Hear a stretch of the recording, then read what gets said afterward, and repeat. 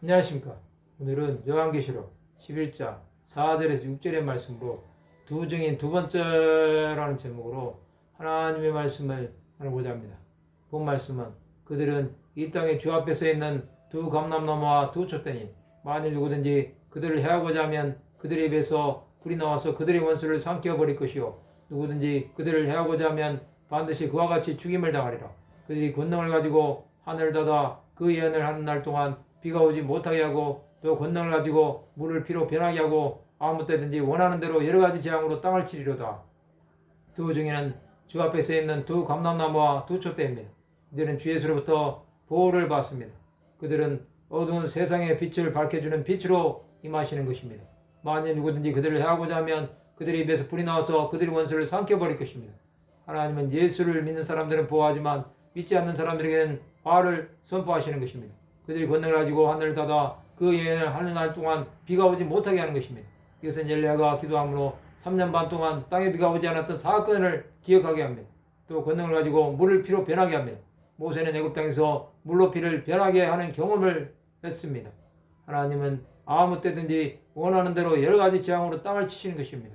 하나님이 치시면 피할 사람은 없습니다. 그들은 하나님의 손에 붙들리게 되므로 하나님의 역사를 경험하게 되는 것입니다.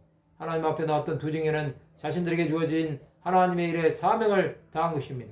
그들의 행위로 죽어가는 영혼들이 죽임을 당하지 않은 것입니다. 재앙이 다가올 때 수많은 사람들은 피할 길을 찾습니다. 그러나 피할 길은 없습니다. 오직 예수 그리스도께 나가지 않으면 낭패를 당하는 것입니다.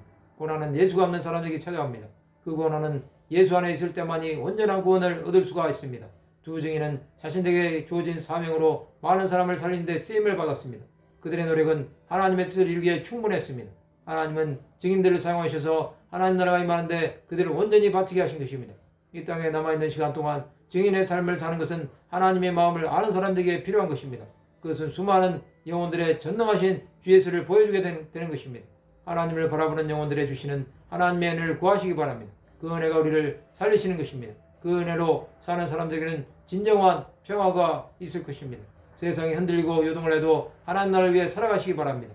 구원으로 나가는 사람들은 복음을 듣고 깨달은 사람들입니다. 이런 사람들은 하나님의 은혜를 기억하며 믿음의 삶을 살아가는 것입니다. 이 땅의 것이 우리를 해치지 못합니다. 그것은 하나님의 보호 아래 있다는 것을 증명해 주는 것입니다.